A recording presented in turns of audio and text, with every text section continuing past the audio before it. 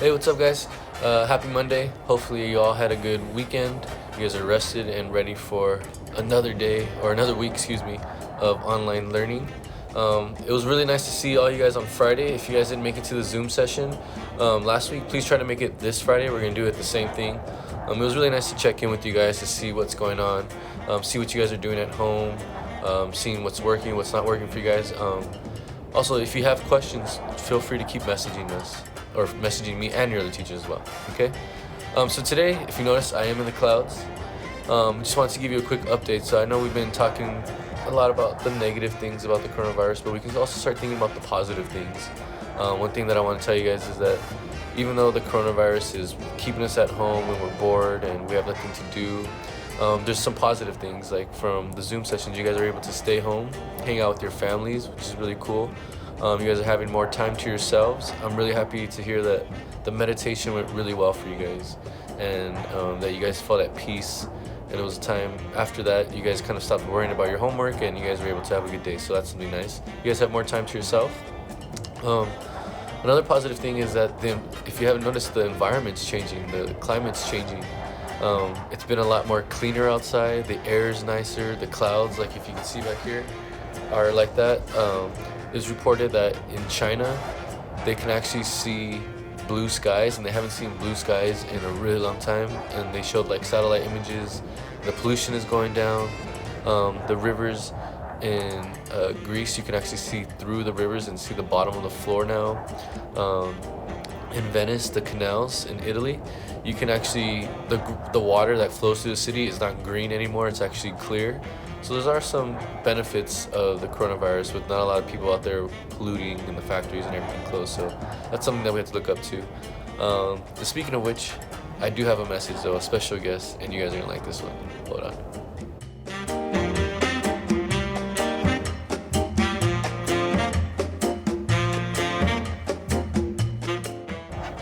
So that was kind of cool. The Earth gave us a little shout out. So just take this time, go outside for a little bit, get some fresh air, start to do things that you don't normally have to do. Pick up a new hobby, draw, paint, make some music, anything that makes you happy during these times. So take advantage of it and think of the positive side. Okay. So I'll check back in with you guys tomorrow. But let's go ahead and let's jump into review and get into the lesson for today. See ya. All right, so last time we talked about the 1800 election with Thomas Jefferson, and we talked about how this was the first election where the political parties actually switched. So we had a Federalist the first time, and now we have a Democratic Republican as the president. Which is Thomas Jefferson. This was also the first time that they started to use the newspapers and magazines to go back and forth with each other to promote themselves, advertise for themselves, and also talk a little bit of trash to each other to get people to vote for them. This was also the first time that we saw this tie going on, and the tie went on for 35 times between Aaron Burr and Thomas Jefferson. And because of this, they had to change the way the voting system was working, and they decided to come up with the 12th Amendment. And the 12th Amendment decided that we should have two different polls. We should have a poll or a ballot for the president and the president. So there was a few important things that started from the 1800 elections.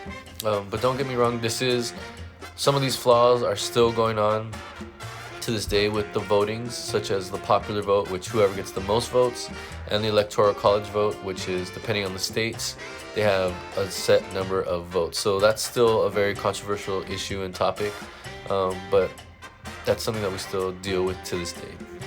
So today we're going to talk about Thomas Jefferson's first policies. What did he do when he came into office? Of course, since he was from a different party, he's going to change some things up. And we're gonna have to do things how he wants to do it. So we're gonna talk about what he changed, how he changed it, and what his plans were for his first term of office. All right, so let's get to it. But before we start, let's go ahead and review the questions that you guys had. A lot of you guys got them all correct. Just for number one, I just want to make sure that you guys wrote down 3 different answers. Some of you guys only wrote down 1. So we just want to make sure that we know all the significance of Jefferson's victory. Okay, so the first off, his first victory. The first thing that was significant is that one party replaced another party in the United States.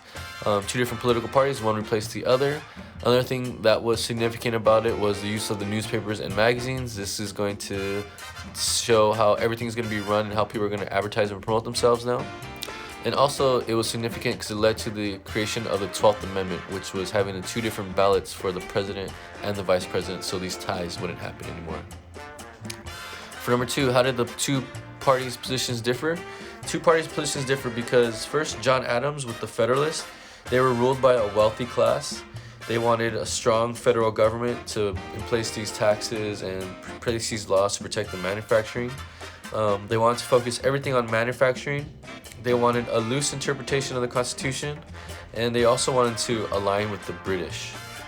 On the other hand, we had Thomas Jefferson, who was a Democratic Republican, and he wanted to rule by the people. He said the people the people have power; they can do this. He wanted strong state governments. He wanted to have a focus on agriculture and farming still.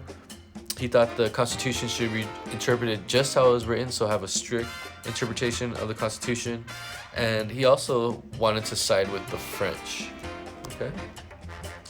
And then the number three, why did the election lead to the 12th Amendment? The election, it led to the 12th Amendment because Jefferson and Burr tied, and because they tied for 35 straight times, they showed that they needed a separate ticket for a separate ballot to vote for the president and vice president. So if you have any other questions moving forward, just leave a message. And yes, Brian, I'll try to open the comments this time. Okay, so let's get to the lesson. When Jefferson took office, he brought with him a new style of political ideas, a lot different than Adams and Washington. Jefferson, he wanted things to be less formal, but he also wanted to limit the powers of the government. Also, what Jefferson wanted to do was he wanted to unite all the people again. Because he saw these differences in the political parties, he decided that we need to go ahead and try to bring everyone together. And with the policies that he put in place, he was targeted to do that. So every time a president is elected, they have to give an inauguration speech. And pretty much the inauguration speech is the first speech that they make as a president. And this speech pretty much outlines their plan for what they're going to do, what they want to accomplish as a president. For Jefferson, this was actually really cool because this was the first time that the president got to speak in Washington, D.C. So now that we see Washington, D.C., we see like the Capitol, we see the Supreme Court, we see the White House, we see the Lincoln Monument, the Washington Memorial. We see all these different monuments. Back then, all it was just Congress and almost what they call an executive suite. It wasn't even called the White House yet. Those were the only two buildings in that area. So you can only imagine what Washington, D.C. looked like. But when the morning that they had to where Jefferson went to go give a speech, he walked there actually. He rented this little, I guess, estate or a little house right next to where he was going to move into, like the White House. Back then it was just called a suite. And what he did on that morning of the speech was he walked to the White House to give his speech. He was very humble, he was very modest, and he said no person should have to have the luxury of going into a carriage just to go give a speech or just to address the people. He wanted to show everybody that he was a man of the people.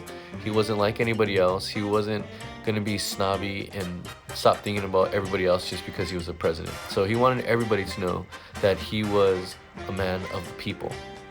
So when he walked out, he went to go give his speech, and when he gave his speech, he made three things clear. The first thing that he wanted to make clear was that he supported the will of the majority, meaning he supported the will, whatever the people wanted. This is a people's country, and the people are going to be able to make decisions. The people are going to want to run the government, and we just need to listen to the people. So he was a man of the people. He also stressed that we needed to limit the government's power. We shouldn't have the strong government come in here, make all the rules for everybody, because then that's taking away the rules from the power. So it was almost like the complete opposite of what Adams and Washington wanted. He also wanted to protect the liberties of the citizens, or protect the freedoms of the citizens. He wanted to make sure that, since he wrote the Bill of Rights, part of it, and the Declaration of Independence, he wanted to make sure that everyone was created equal, everyone was treated equal, everyone had their rights, everyone had their duties. But don't get me wrong, these liberties and these freedoms that he was talking about was pretty much for men, not necessarily the women and the kids or slaves. It was mostly for men, so he did still have that going. While Jefferson was in office, he had this vision that Washington D.C. would become an independent city and have like just an area where there's all kinds of government buildings. Just how today what we think of Washington D.C., that's what Jefferson envisioned, and that's what he started to build towards. And so when he built this, or after his speech, they started to build Washington D.C. to what it is known as today, which is kind of cool, because this is started all the way in the 1800s, and now Washington D.C. looks how it is. Like we said before, Washington D.C. is not a state. It is not connected to a state. It's just this little area, just like what Jefferson wanted, a little independent area, and known as the federal city. So this is known as Washington D.C. now. So Jefferson was the one that kind of had the idea and created Washington D.C. So when Jefferson first got to office, the first things he had to do was start to put in his new Republican ideas into practice. So the limiting of the government's power, strong state governments, strict interpretation of the Constitution, and giving the power to the people. So those are his ideas that he wanted to put in practice. First off, he needed to appoint his cabinet members.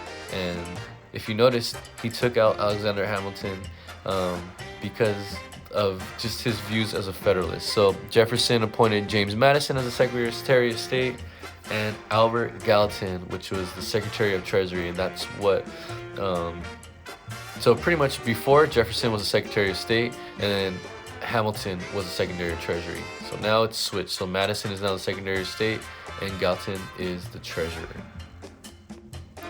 So when he started putting his Republican ideas, he started to change things. So first off, just like how all you guys hated the Alien Sedition Acts, he canceled them. He just took them out and said, this is ridiculous. We shouldn't be discriminating people of who can come and become a citizen, who cannot become a citizen. And we should also go back to the protecting people's rights, which is the freedom of speech, freedom of press, freedom of religion. So let's just get rid of the Alien and Sedition Acts altogether. So that was done. Another thing that he did was he decided to lower military spending. Back then, if you remember, the Federalists wanted a war, and they started to build up this army. And Jefferson thought it was unnecessary for us to go back to war because war is expensive.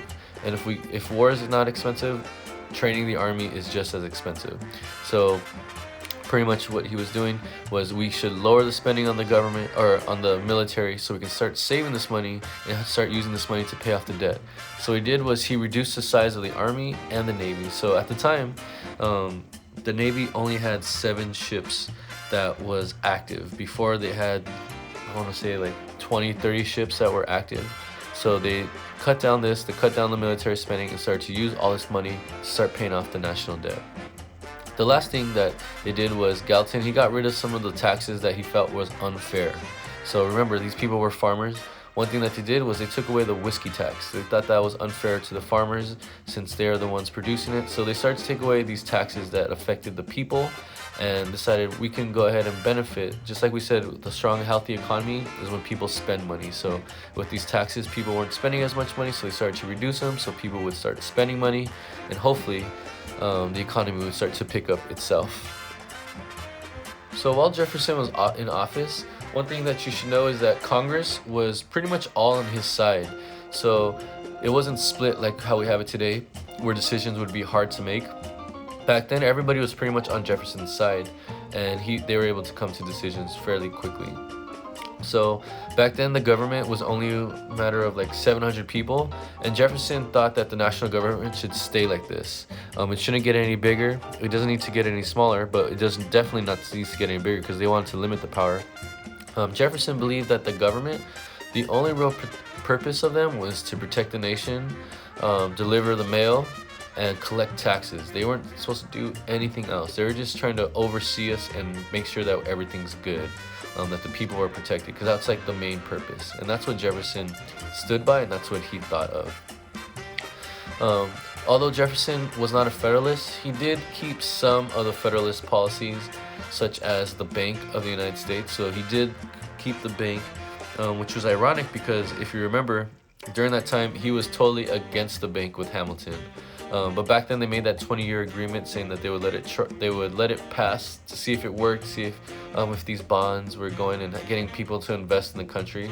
So he did like that. So he did keep the bank, and he did like how the economy was changing during that time. So he did keep some of the stuff that was part of the Federalists. Okay. So as a quick review, as soon as Jefferson got into office, he started to change everything. He changed his policies. He started to change the way the government was going to be ran. He started to put his own Republican ideas in. Remember, he was completely different than Adams and Washington. One thing that he loved was the creation of the city capitol, or the Washington D.C. Capitol. He loved how the buildings were, and he wanted to create this city that was just government buildings, which we know as Washington D.C. to this day. Remember, he was a very humble and a modest person. He actually walked to go give his speech amongst the people. He didn't think that he needed to be treated any differently because he was a president. He was just a normal guy. He started to change some things as soon as he got to office. For example, like he chose different cabinet members. So he chose James Madison as the Secretary of State and Albert Gallatin as the Secretary of Treasury. Second thing that he did was he decided that we got to get rid of these alien sedition acts. It's unfair, we're violating our rights, and people aren't having the freedoms that they need. He also lowered military spending, and he hoped to reduce the spending and use this extra money to go ahead and pay off the national debt. He also got rid of taxes such as whiskey taxes, or taxes that he thought was unfair to certain people. And last thing that he did was he also decided that we're going to keep the government small, and that the only thing that they need to do was to protect us from foreign threats, deliver the mail, and make sure that our taxes are collected and the people are safe. Even though he was a Republican, he did agree with some of the Federalist ideas, such as keeping the bank, because he liked how it was helping the economy, and he liked how people were able to invest into the country. So for homework, I want you guys to answer this. In his 1801 inaugural address, what political ideas did Jefferson express? What were his ideas? What are the things he wanted to change? What did he want to do? Number 2, how did Jefferson and Congress put these Democratic Republican ideas into practice? So he had these ideas. His ideas, if you remember, you can check back on the first slide, but what did he actually do to implement these ideas? Okay, so if he wanted to limit the government power, what did he do with that, or what do you think? That's your hint. And number 3, why did Jefferson want to keep the national government small? Kind of like what we talked about earlier. What was the whole purpose of the national government? Okay. Once again, if you guys have any questions, feel free to shoot me a message, put it on Google Classroom or any way that you need to. I'm here to help you guys. So anywho, see you guys all tomorrow. Bye.